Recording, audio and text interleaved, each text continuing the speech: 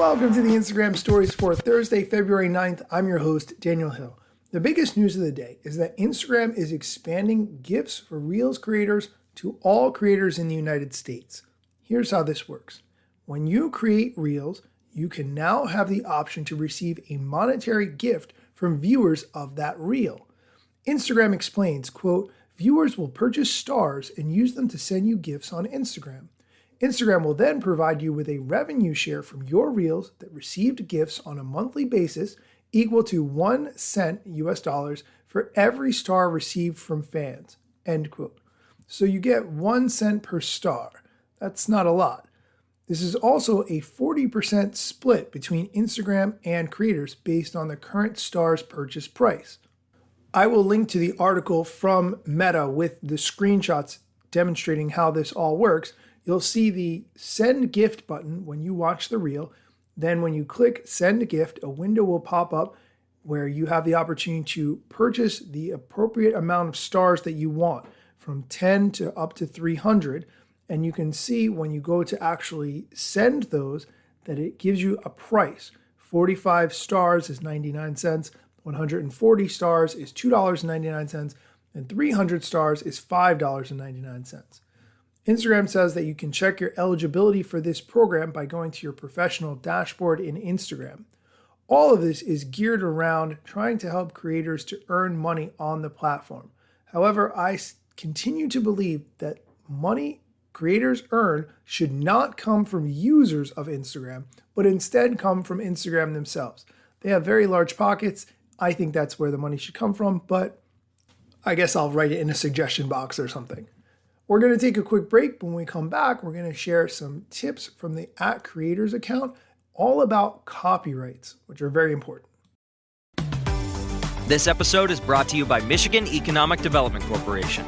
In Michigan, you can have both a rewarding career and a quality lifestyle, with plentiful career opportunities in world-changing, innovating industries, from electric vehicles to clean energy to biotech, with room for advancement no matter where you are in your career. Plus, Michigan offers a welcoming, beautiful, affordable, and inclusive community for all. Live your best life. You can in Michigan. Visit themichiganlife.org.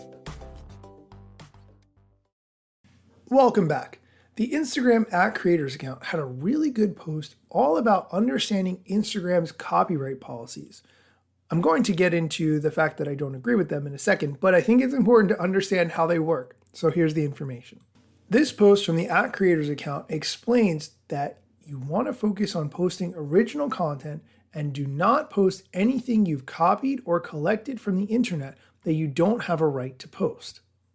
They explain that important questions to ask yourself before posting include, did I create all the content myself?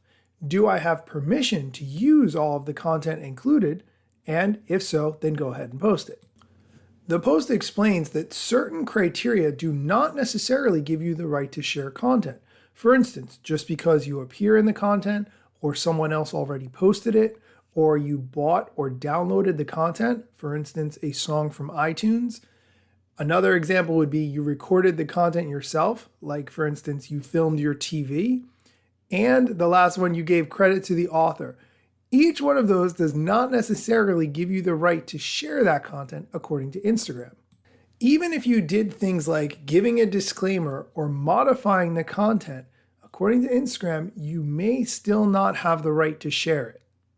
The post concludes with explaining that the best way to ensure what you post to Instagram doesn't violate their copyright policies by only posting content that you've created yourself.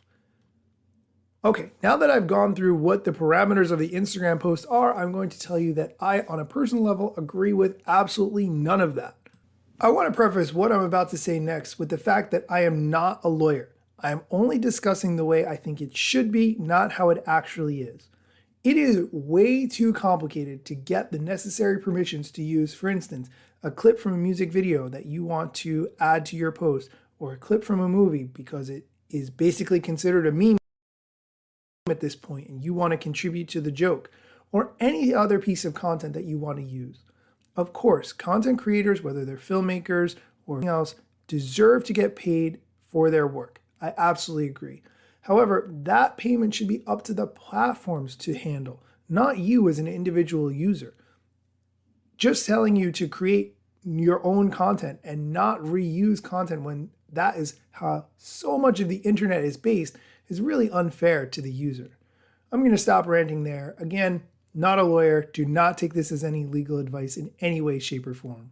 That's going to do it for today's show. Thank you for listening. One thing I want to mention is that I still have one more invite left for Artifact, which is the new app from the makers of Instagram, Kevin Systrom and Mike Krieger. So if you would like that invitation, send me a DM and I'll make it happen.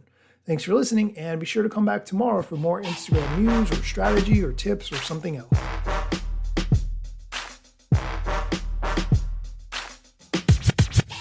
I'm not yet a member of the Instagram team, but my podcast covers many Instagram themes. But the name, image, logos are trademarks of Instagram and the LCC in the USA and every territory. Everything I publish independently. Until they let me run my team and start to pay my salary. Not sponsored or endorsed, no lies, no fallacy. I use their logo with permission, not malicious or callously. No trademark violation, filling all criteria. Follow me on Instagram or Twitter at Daniel Hill Media.